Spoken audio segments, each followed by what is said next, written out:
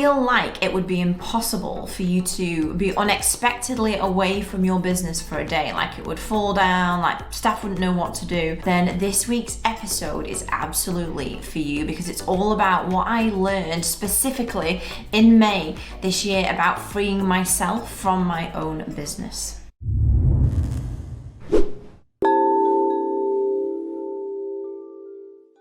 Hello and welcome to episode 235 of My TV. My name is Emma Mills and I help business owners who are right in the messy middle of going from solopreneur to ambitious, thriving team. And this week's episode is going to assume that you have a team. It doesn't have to be employed, but you have staff around you. This video is for you if you have somebody helping you in any way, shape or form, because it's all about what I learned very specifically, this is a real life story, in April and May this year of freeing myself from my business. And I'm going to give you a 3-step framework to apply if you're feeling like heavy, weighed down, like you're stuck in the middle and you have no idea how to get out, and there's absolutely no way that other people could solve the things in the business that you do. So stick with me for 3 steps.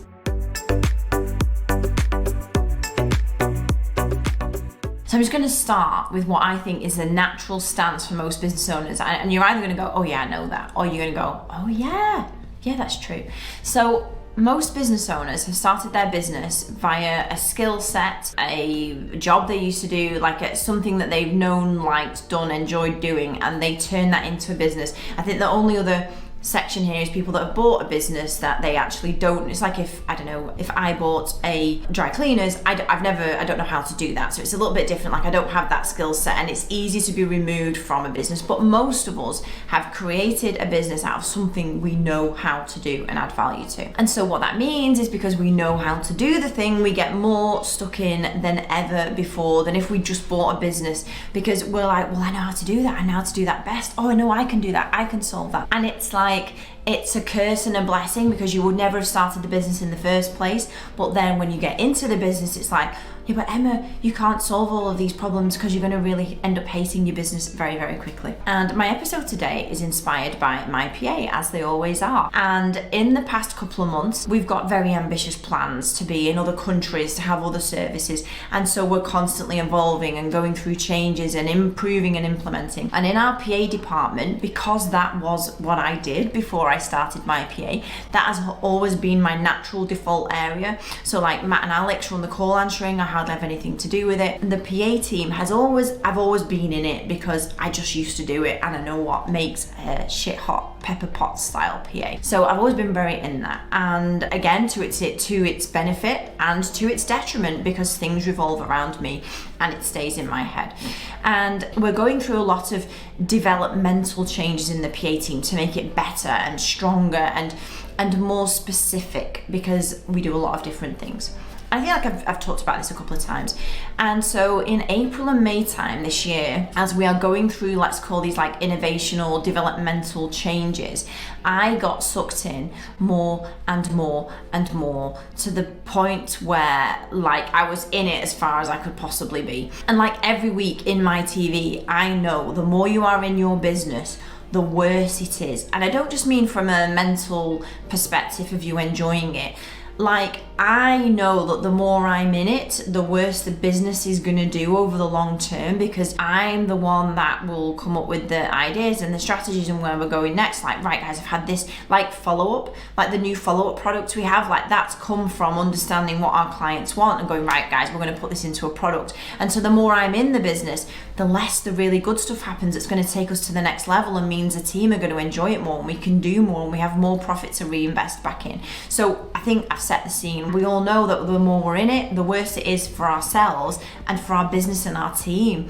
Because actually what is a really, I think, common misconception is that your team, they actually want you out of the business. They don't want you in it solving everything. It happens because that's the default, like you do, but they would actually much prefer it if you're out of it and they are left to be autonomous and come up with ideas and solve problems and have the responsibility to make parts of the business run really, really well. So May, June got stuck in more than ever before, and I knew the whole time, not just that I'm not enjoying it, so I'm a worse leader because you're short, you're snappy, you're not like actually just centered and running the business with ease and listening to people. You're like, I've got to do this next and do that and do that. So I knew I had to get out of it. So I've got 3 steps that I used for me to get out of it, because I also just want to say that if you are, and as painful as this might sound, and I know we have things in our business that happen unexpectedly, but if you are not enjoying your business or you feel really stuck in it,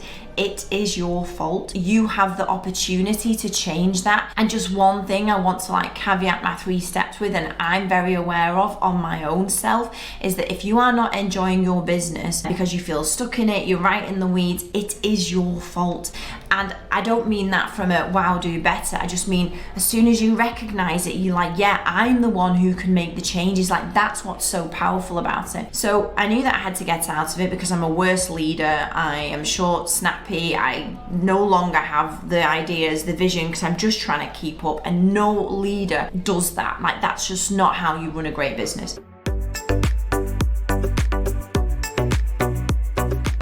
So step 1, I set myself a goal and a deadline, because I am hyper motivated by deadlines, as most of us actually are. You get way more done when you've got something in the diary. I set myself a goal that I would work out of the office for a prolonged period of time. And while, I'm working out of the office, I'm not on holiday for a prolonged period, but just being out of the office and that presence not being there, I have done that.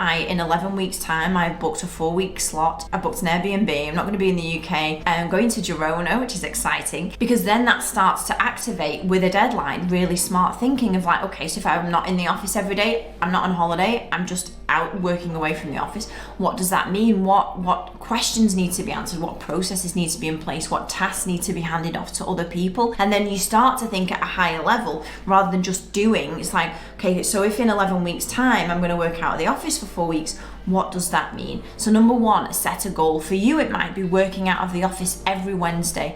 It might be taking a Friday morning out of the office, or just being offline on a Friday morning to get stuff done. And what does that mean for you to be able to do that?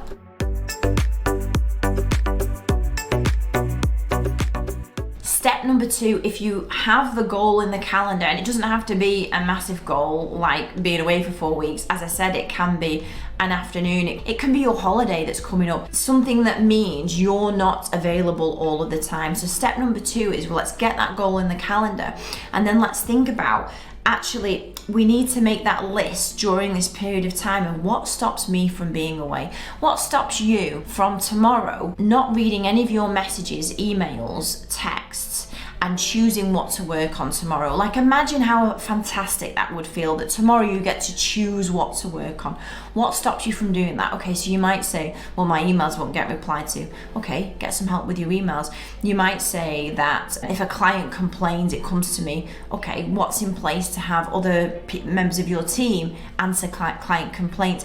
And this is the proper thinking that actually will get you out of the weeds. Like outsourcing, delegating, it's all a part of it, but the proper thinking is, what actually gets me out of the weeds?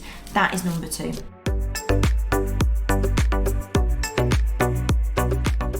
And number 3, which is the big game changer, and I have to switch my thinking each time I find the old way creeping in. The natural default, as I've said many times, is as a business owner, I'll go, I can do that, it's quicker myself. That is poor man's thinking. What you should be asking yourself every time is, right, this needs to happen. Who can do this for me? That is the question. Like, now, like we're creating that, we've got this new product, my follow-up, and we're in this, again, developmental stage of it, of getting it better, slicker, more efficient, more value to our clients. And it'd be very easy for me to go, I can do this. Well, I probably could, but it'll take longer. And actually the right answer is, who can help me put the operational processes together? Who can help me train the team? Who can help me? Because it is our default position. We're all like superheroes, but nobody is rewarding us with a cape or a medal, because we just went, I'm going to do everything myself. And then, so step number 3, the biggest question, something like, you've set your goal.